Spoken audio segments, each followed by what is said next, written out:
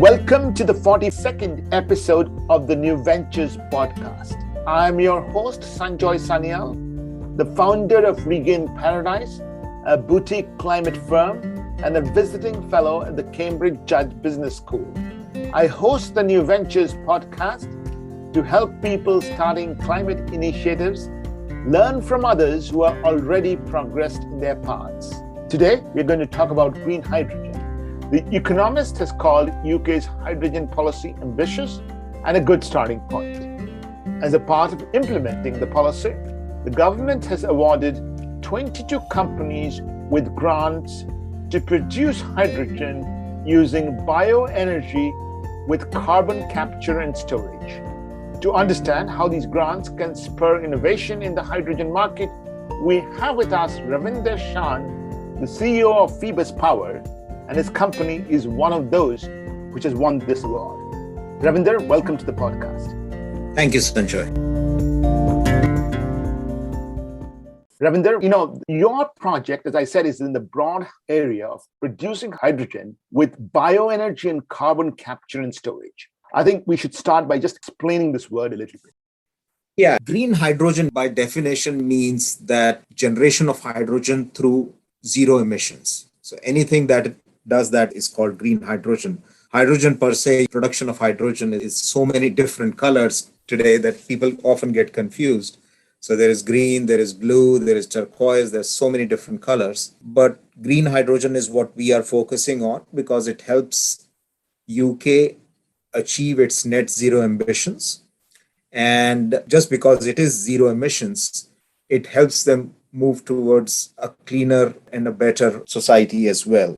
Now, predominantly when we talk green hydrogen, people think from solar or from wind, but there are other sources as well. And bioenergy or biomass is one of the most prominent ones. The reason being that it is available today. A lot of it is going for waste, or some of it goes into biomass plants where they burn it or gasify it. Now, strangely enough, these plants also emit carbon dioxide. So they're not really, helping the environment. But because this is biomass and it absorbs carbon dioxide, and when it emits it, this is still considered net zero. Now, what is different with us is what we are doing is taking this biomass, generating hydrogen, and whatever carbon dioxide is emitted, we capture it again. So in reality, we are actually decreasing emissions in the environment. And this is a very important differentiator between this program, which is called H2B CCS, which stands for hydrogen from bioenergy with carbon capture and storage. Because this is really the first program where it is all about not just zero emissions, but reducing the emissions in the industry. And this is very important because there will be so many other industries where there will be emissions. So if we need to get to net zero, programs like these are very important.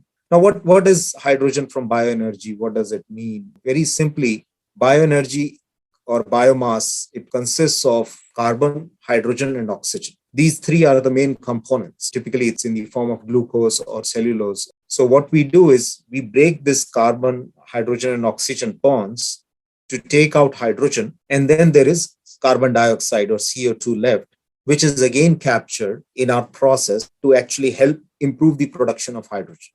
And I'll go into those details later on. But this is what the program is all about, is looking at innovative technologies to produce hydrogen from biomass. Right. And I was reading the policy of the UK government, and the UK government actually, in its policy modeling, it puts more emphasis on things that you talked about, which is producing hydrogen from electrolytic production using renewable energy, or introducing carbon capture and storage in existing processes which involve methane. But yet, at the same time, they have given out 22 grants in this area, which policy does not really feel could be important. I think, therefore, they're taking a serious bet on this negative emissions, is it? Yeah, I think that's one aspect. But if you look at why from biomass, from a UK point of view, look, solar and wind, yes, they are good sources of renewable energy. And producing hydrogen from electrolytic processes is kind of being proven now. And a lot of projects world over are being set up to scale these. But UK is not a great source of solar, and wind is also limited in certain areas, and it takes a long time to develop wind power projects.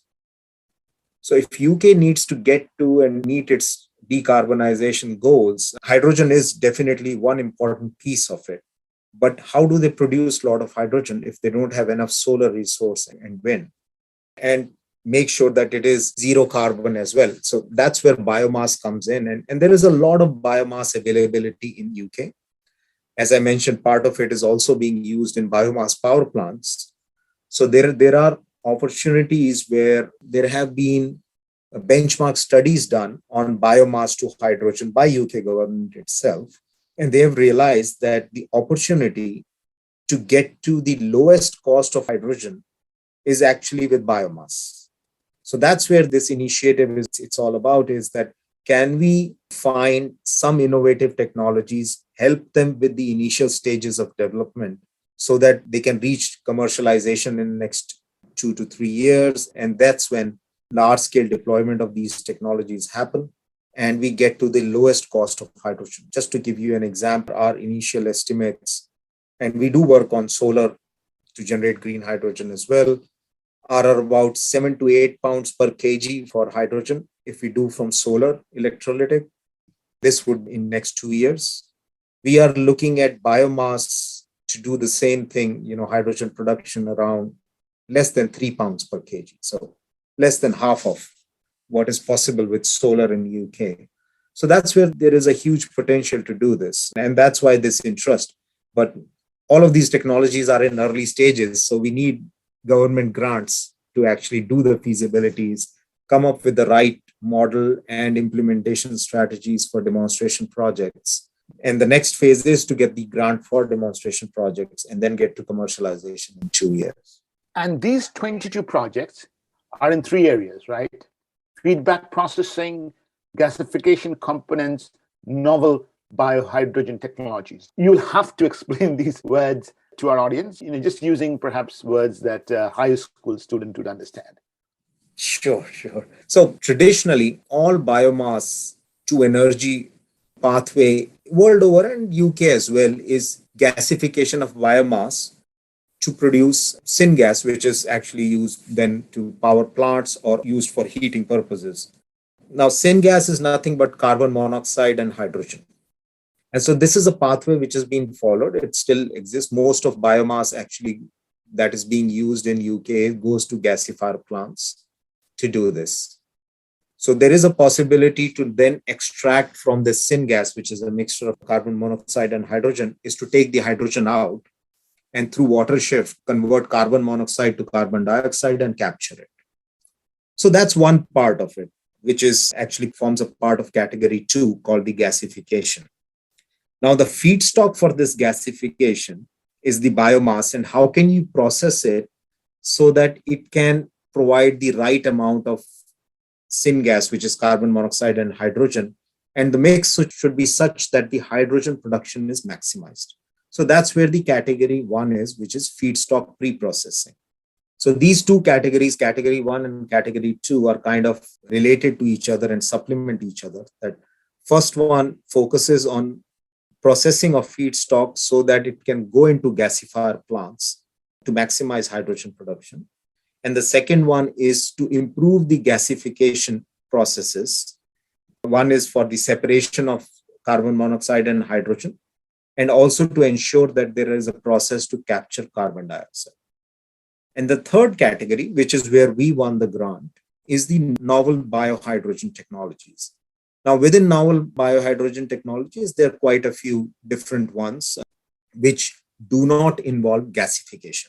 Gasification, just to explain, is basically heating up the biomass in the absence of oxygen. And you heat it to a certain temperature where it breaks. As I mentioned, there are bonds of carbon, hydrogen, and oxygen. So you heat it at very high temperature to break these bonds, and that's gasification. So our category 3, which focuses on novel biohydrogen technologies, within this, we are focusing on a very unique process, actually never been done on a commercial scale, which is taking this biomass and putting it through dark fermentation. Basically, by definition, is fermentation process in the absence of light, and doing this anaerobic process to generate part of hydrogen. We think about 15 to 20% hydrogen, and then rest is in the form of a slurry.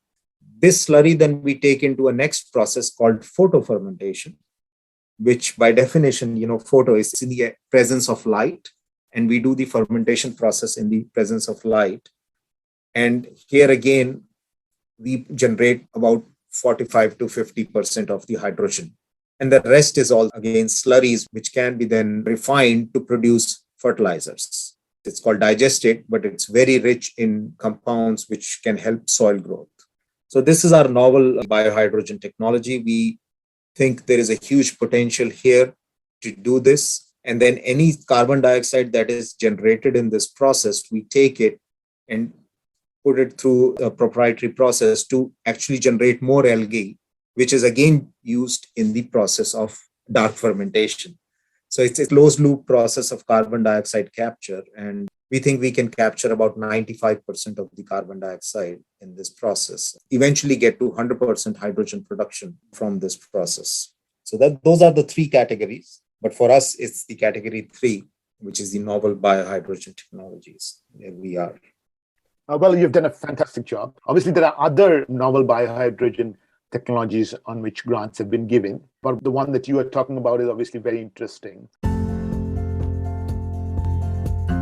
Before we go to the next section, where we will understand more about what exactly you're doing and build upon what you've already said, let me quickly summarize some of the important points that you made. First point that you made is for UK to reach its net zero goals, green hydrogen is obviously going to be very important to decarbonize broad sectors of the economy, heating, transportation, and then of course industrial production as well. And there are methods that are being put in place for making green hydrogen. One is using electrolytic production, using renewable energy, and of course using carbon capture and storage in existing processes of manufacturing hydrogen. The important thing about producing hydrogen with bioenergy, along with carbon capture and storage, is that from what I'm taking away is two things.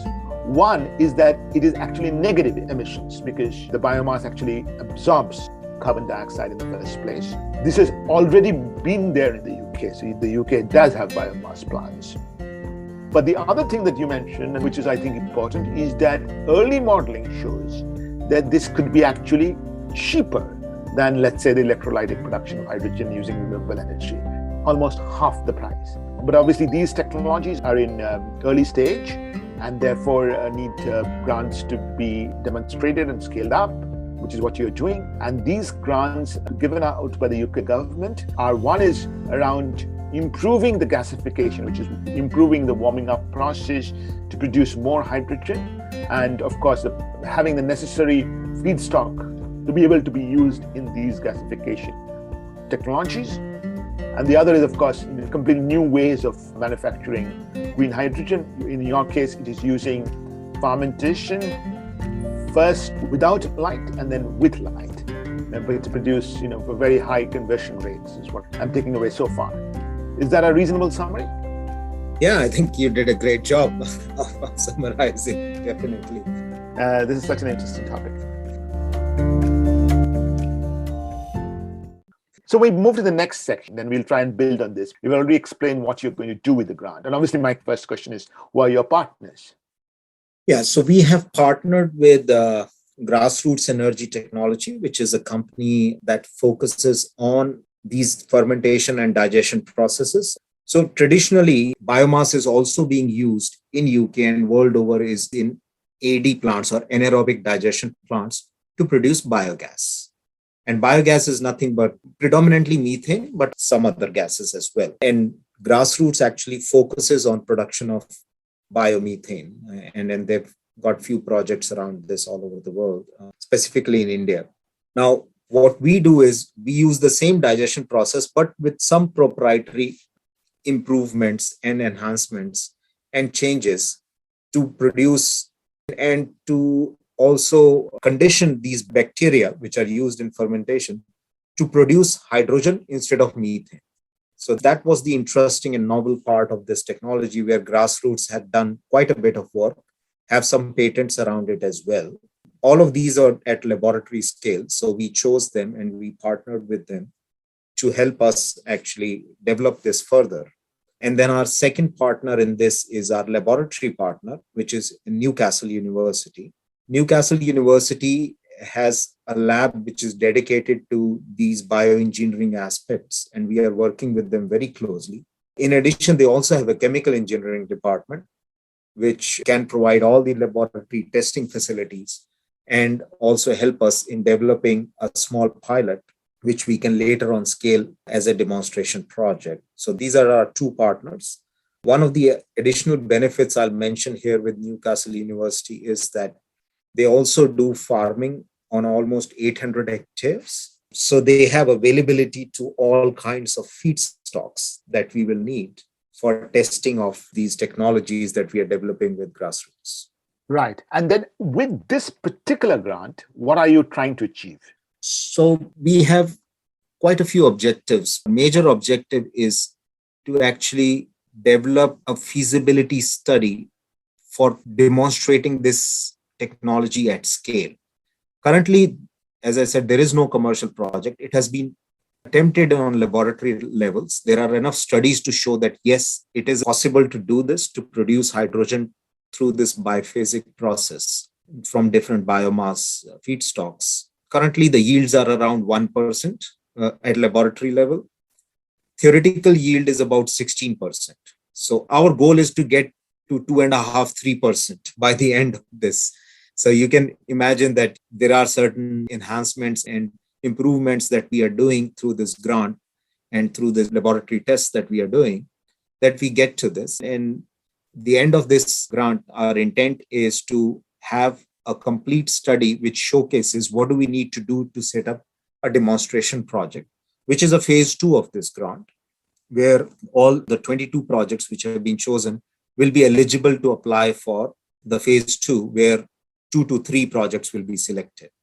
So our intent with this grant is to actually develop the model which could help us in going into the phase 2.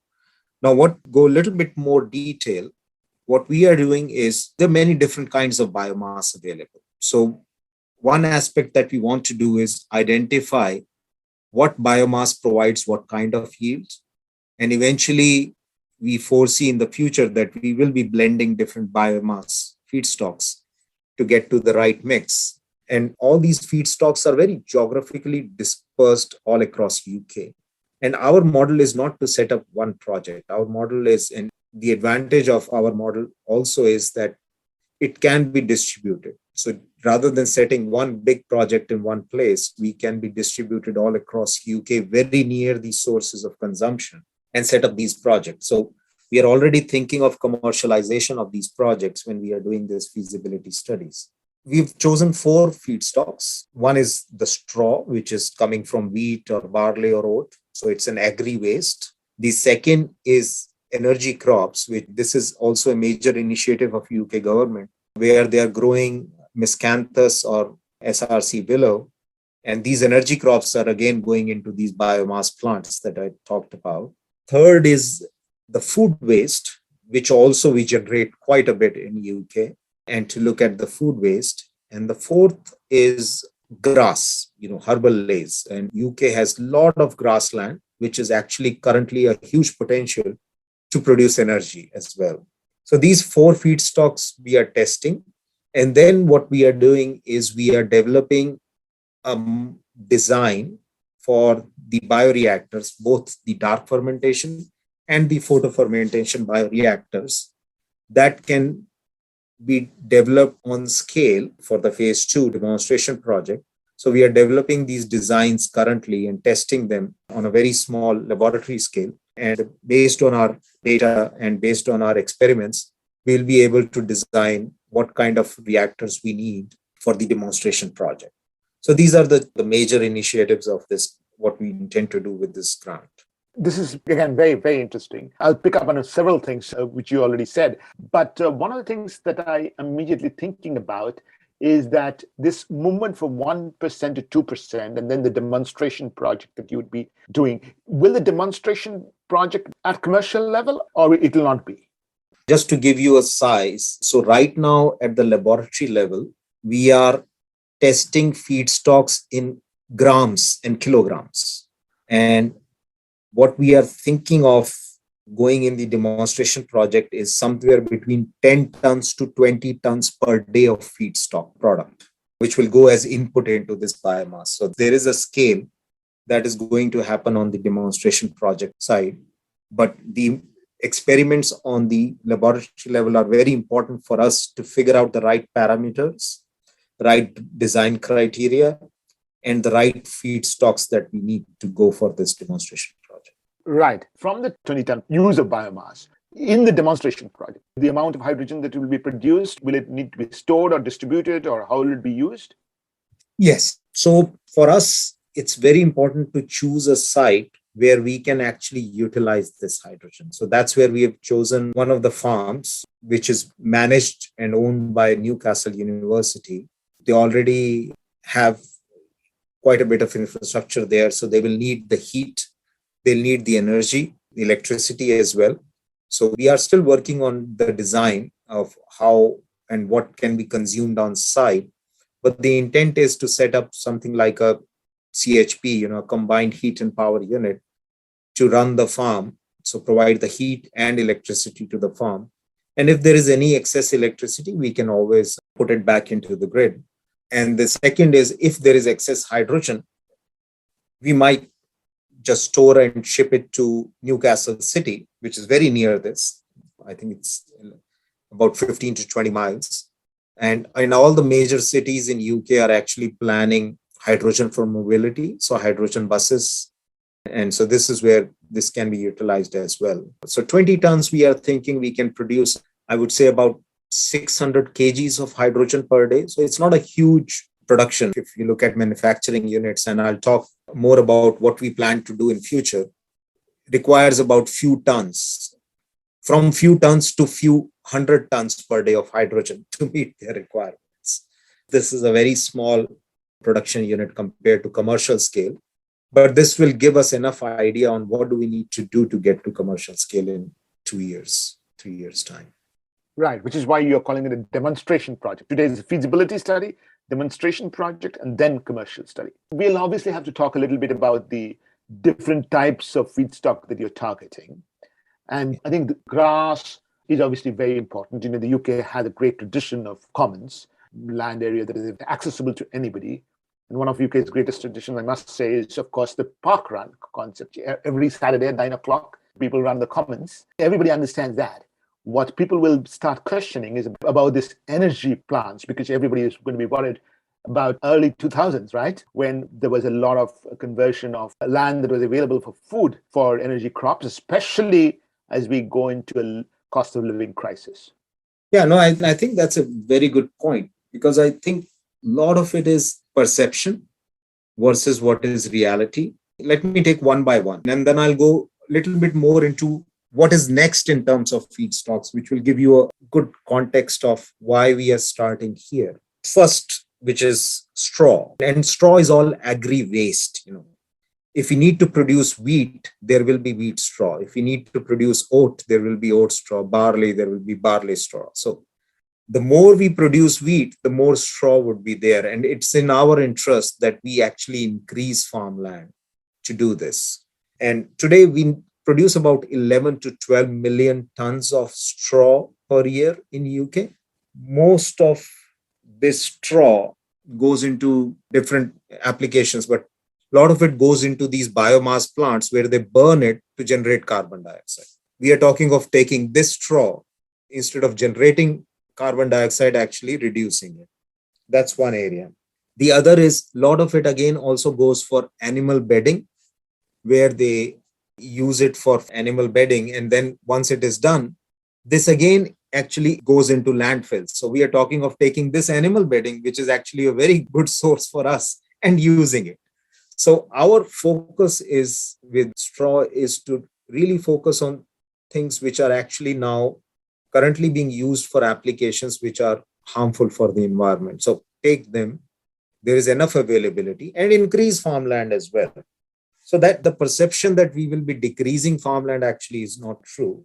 Now, the second one, which is energy crops. Now, this is where a lot of controversy has happened over the years. And reality is that energy crops, again, are today being used by the biomass plants. Actually, more than 70-80% of the energy crops today grown, which is miscanthus and willow, go into this biomass plants. Some go into the biofuels, biodiesel and those. But there is a huge initiative by the UK government to increase the land area of energy crops, because whatever we use in terms of energy crops, it helps us reducing our dependence on external oil and external gas, which we are seeing right now is how it is affecting the prices in the UK. So a lot of these, and I think the total grant was about 10 to 15 million pounds have been awarded in last few months to help companies scale up energy crops. Of course, they have to scale up in such a way that they don't harm the environment and they don't decrease the farmland. So there is a lot of land available, but farmers don't crop anything because there is not enough revenue. So, but with the energy crops, they provide a very good revenue. So there is initiative by UK government to increase this energy crops. And currently it's only about 0.1% or 2% of land. So it's not huge, but there is initiative to do this. Then the third feedstock is food waste. To give you an idea, UK does about 60 million tons of food every year, and about 13 million tons of that is wasted every year. A lot of this food waste ends in landfills. This is where we need to get better. Some of this food waste goes into AD plants, where they again use it to generate methane. And our initiative also is we are looking very closely to at these AD plants. There are about 40 of so in UK, anaerobic digestion plants. And we can easily retrofit them that instead of methane, they produce hydrogen, because we are using very similar processes, just a difference in reactors. So that is something we will look at in the future, where we use these plants to generate hydrogen. Now, why hydrogen instead of methane? Methane is basically natural gas for you. If you burn it, you generate carbon dioxide. But hydrogen, when you burn, you generate water. So there is water vapor. So it is much less harmful, or actually it's not harmful for the environment at all, burning hydrogen compared to burning natural gas or methane. So having a technology to actually retrofit these plants in future to produce hydrogen instead of methane is also a very big opportunity that we are looking at. And then the fourth is grass, which is another huge opportunity currently untapped. There is about 6 million hectare of grassland in UK, potential to produce 2 to 3 million tons of grass, which can be used for bioenergy purposes. Most of grass is currently being used just for animal grazing, which can continue. We actually want to increase, but a lot of it just grows and there is no maintenance. There's nothing. It's just they cut it and it goes to waste back into the landfill.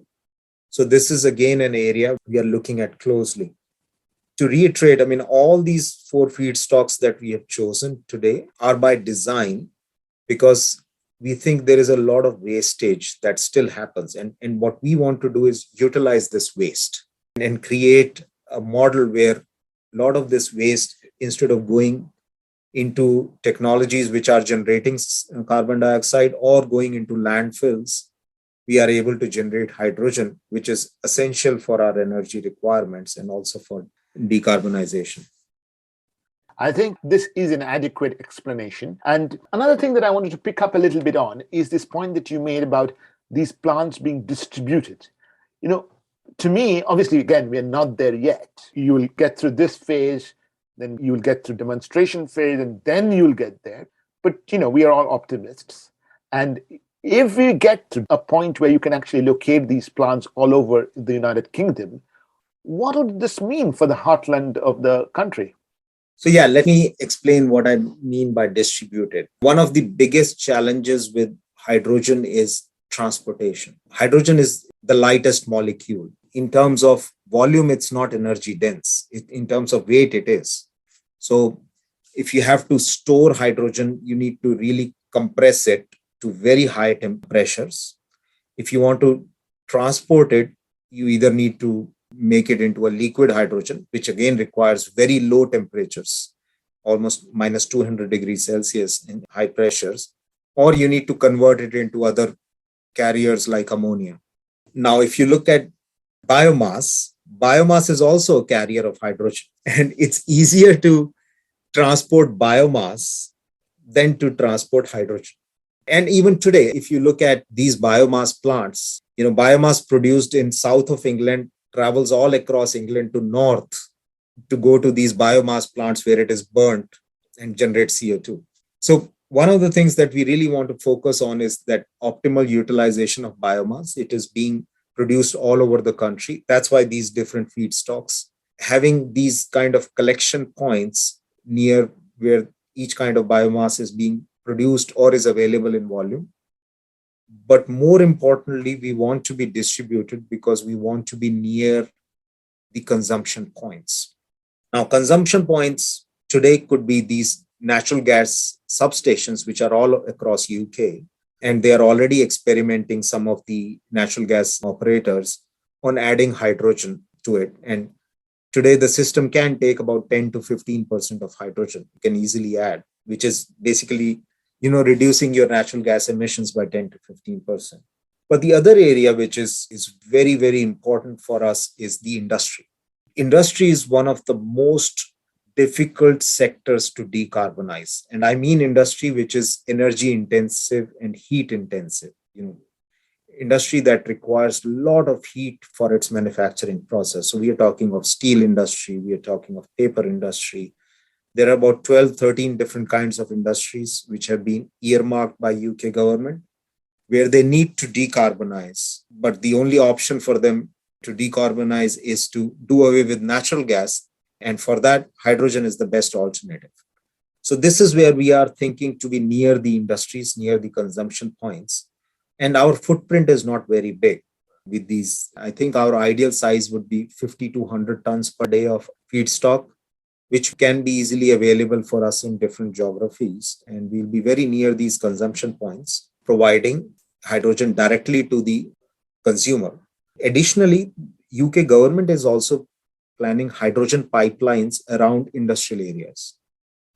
There are quite a few programs that have been announced, HyNet being one of them, Thames Estuary is another, where we can also be near these hydrogen pipelines and just pump hydrogen directly into them. So there are different consumption points and possible injection points.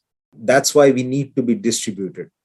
If we cite one large project of 1,000 tons per day in one area, then we will be transporting hydrogen, which is much more energy intensive because we'll have to pressurize it, reduce the temperature, and will be very expensive to transport as well. So that's where the distribution becomes important. I think we've understood some amount of detail what you're trying to do and how it will really help if you succeed. And of course, the very best wishes. Before we go to the next section, I just want to ask you one question. It isn't easy to put in a grant application and win it when you have three partners and you have a university and then you have another organization which is doing its own thing. How long does this process of putting together an idea that will really work? Just give us an insight into that process. Yeah, grants are difficult. It requires a lot of work. And I think the will to do this and the belief that this is very important for us, for the country and for the environment, kind of pushed us to come together. And all three stakeholders, ourselves, grassroots and Newcastle, really believe that producing hydrogen from biomass is one of the major opportunities and also, one of the opportunities which can lead us to the lowest cost of hydrogen in UK. So I think that kind of aligned us, and we spent quite a bit of time developing our grant application. But the idea was there in our mind. We knew we wanted to do it last year. It took us a couple of months to put together the grant application, but the concept and the thought had been there for a couple of years to do this. So that's what brought us together. I think one point, if I may mention, and which is what's next for this technology, which is also an important point to put in context. And we will be working on grants for that as well. which is that once we understand that we can produce hydrogen economically from biomass, we need to look at where else the biomass is coming from, where else is there a biomass waste. And we have already done quite a bit of work. We are going to start that next year, which is with the paper industry. Now, just to give you an example, paper industry also produces a lot of paper sludge. It's sometimes called paper crumble, which is also nothing but cellulose biomass. It is interesting to know that most of them are actually paying money to either remove this from their site because it's a part of the water they need to, for effluent purposes, they need clean water. They are setting up plants, anaerobic digestion plants, where the water is being cleaned, but nothing has been recovered in terms of methane or biogas or anything. Some plants are recovering biomethane, but it's only in such small quantities. It only meets 2-3% of their energy needs. So we've done some initial analysis for paper sludge as well, and we think we can meet 15% of the energy needs of this industry from the waste that they produce. Now, if you imagine 15% of your energy needs coming from the waste which you are actually paying to remove, it's a huge benefit. And then on top of that, this feasibility study tells us which biomass we can help us enhance hydrogen. Our intention is, as we move forward, is to combine paper sludge and other biomass as well, and to move to a scale where we can meet 30 to 40% of the needs of the paper industry, which is a hugely energy intensive industry, where it becomes sort of a closed loop system because it's their waste, which again goes into generating energy for them. And this is one industry. Same thing happens with food and beverage industry. Same thing happens with sugar industry. So there are a lot of industries which generate biomass waste. And that's another area that is the next step for us and was.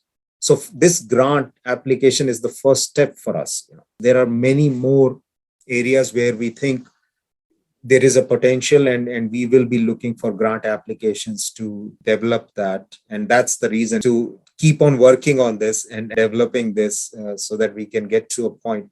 There is a huge potential. Just to give you numbers, paper industry globally, it's about 400 million tons of paper. And our estimate is about 4 to 5 million tons of paper sludge is generated every year. And if I just look at the hydrogen potential, it's about 5 to 6 billion pounds per year. So there is a huge potential just from one industry. You can imagine in terms of what it can do if we start adding industries and different feedstocks. So these are things that excite us. I think that's where we were ready to put in the hard work, and we are working towards more grants as well. It is definitely exciting me, and I hope it'll excite our audience as well. We will move to the last section where we will talk a little bit about what prompted you to start this business and about your background. But before that, let me just kind of quickly summarize what we have learned so far. What you're going to do with this project, as you said, is do a feasibility study, which is at the lab level. What type of reactors, I suppose, reaction parameters and so on and so forth. And you're going to do this with a company which has been working on anaerobic digestion, but instead of using anaerobic digestion, for our audience, obviously, is digestion without oxygen, but instead of producing methane, it will produce hydrogen. And you already mentioned the problems of methane. One of the things that I should say, and we had in our podcast, a company called Kerus, which actually tracks methane production and leaks all over the world. And methane is far more potent warming potential than carbon dioxide. That's very important. The other thing that you'll do, really speaking, is that you will experiment with 4 different types of feedstock. In the philosophy of testing the feedstock, I think the philosophy that I'm hearing is increasing farmland and at the same time reducing waste that lands up in the landfill or is just not useful at all. The UK obviously has a great potential for reducing food waste like any developed economy, but it's also just because the societal traditions has a long tradition of having the commons which can produce grass, which can be used as feedstock. And the last thing that I'm hearing you say is that if all goes well, you can actually place these plants or sort of dot these plants all over the country, near consuming centers, but near producing centers as well. And to me, that point that you made about being able to decarbonize industries which use a lot of power, like paper is the one that you described in detail, is also, in my opinion, going to get jobs back to the UK. And it's also part of the levelling up of UK's heartland. These are obviously hopes and aspirations. But I think this, hearing you speak, there is obviously a real opportunity to do this. Is that, again, a decent summary of the last 15 minutes or so? Great job, Sanjay. Great. I'll be coming to the end of the podcast, and I have to say, you moved to the UK. When did you move to the UK? And it looks like some of your colleagues also did. And one thing that I was thinking about your background, and there is something about the UK which attracts innovation talent in the climate field, isn't it? Yeah, absolutely. I moved to UK 2018. Though I've been coming here for a while. I was in US also for 10 years. That's where I started my clean tech journey. Moved to India again to set up a solar company there in India, and then eventually moved here. Though I moved here more for personal reasons, but the major factor in attraction was for clean energy entrepreneurs. UK is certainly one of the places to be. Whatever the government might be, has always had a very climate-friendly approach in its policies and has a very good infrastructure and also talent that we can look at in terms of helping us building really good companies here. So this is something, which helped us very easily to come. And then on top of that, the grant infrastructure towards doing something novel. I have not seen any other country having a hydrogen from bioenergy grant program. So this is, again, very interesting for us because most of the world is still focused on solar or wind for green hydrogen. But there are other avenues which can be better. So that's also something which is a huge plus point of being in UK. Yeah, absolutely. I think as Indians, both you and me, we have to say that we have contributed to the UK society with its chicken tikka and its curries. And we do have to contribute to its climate technology businesses as well. Jokes apart, one of the things that I feel very positive about the way you say things, and I was looking at the other grant winners as well. Many of them have tie-ups with universities. To me, that says something. This is, to me, very critical in the climate transition, this research and industry, and especially entrepreneurial industry linkages.